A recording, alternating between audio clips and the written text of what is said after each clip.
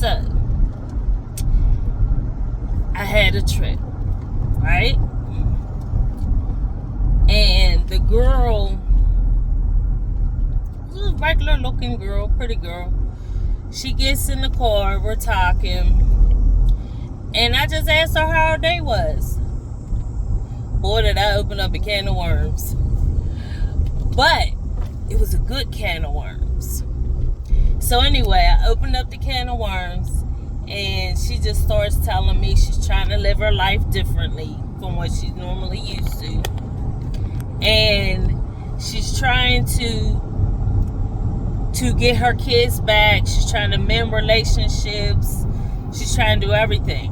Now, first off, let me tell you, this girl was so young, I never even thought she had any kids. That didn't even come across my mind that she had some kids. I'm Gary Park, y'all. That never even came across my mind that she had some kids.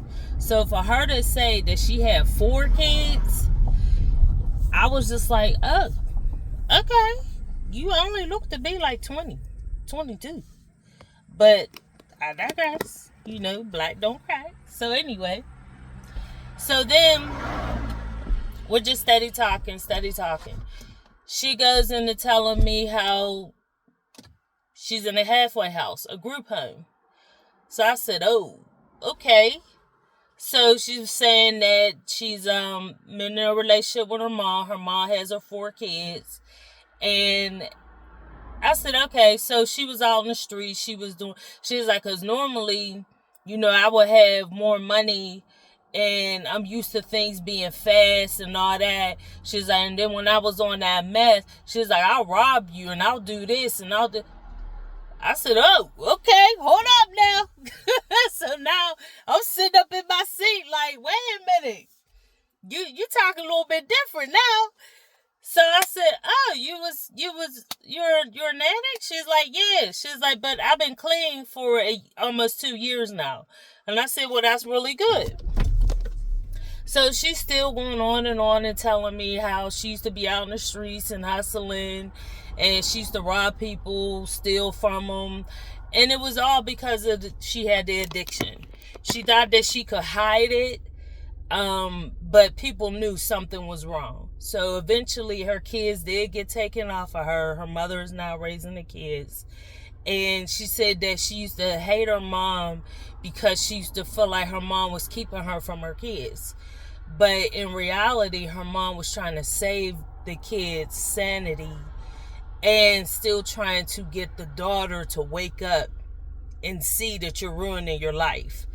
And so now that she's a little bit older, she's realizing what her mom is doing, even now to this day. Because she said that she's been in a group home, but she still has not seen her kids.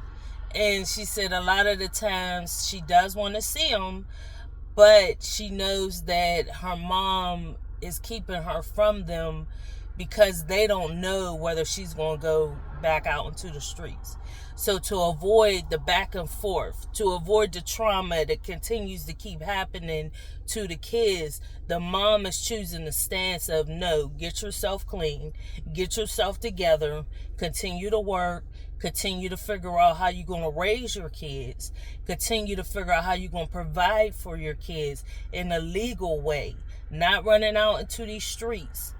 I will work with you. You could see your kids. You could talk to your kids. But I need to know that you're doing well. You're doing better. And now she finally understands that. So now she's giving grace to her mom. She's helping her mom. The kids want to be in sports. She's now able to, whether it's her whole paycheck or not. And she just started crying. And I'm like, it's okay. It's like, you got a testimony. And she's like, I spent my whole paycheck, but I made sure I got my kids their school clothes, their registration for the sports, and everything else that they wanted to do. So now she feels like she's an asset to the kids and she's not a liability. And that's a wonderful thing. And her whole mindset, just the way she was talking, is telling me that God's working on her. It's wonderful. You know, you go through the fire And no matter how old you are, you could be 10, you could be 30, you could be 89. You go through the fire, and God still got his hands on you while you in them timbers, while you in that fire, while you burning yourself, while you sitting there, you burning relationships and everything else. God still got his hands in it. And she now sees that. And she's now working for her better, for her good, in order for her to be good for her kids, in order for her to be a better daughter to her mother, a better sibling to her siblings, and to get her life together and get it straight. But she had to go through to get to this point. She didn't stay in her addiction. And she knows and she understands this is going to be a lifelong battle. Because she can't be around certain people, it's a trigger. She can't do certain things, it's a trigger. So she knows it's a lifelong battle, but she's willing to do it, and that's the point. And she got it.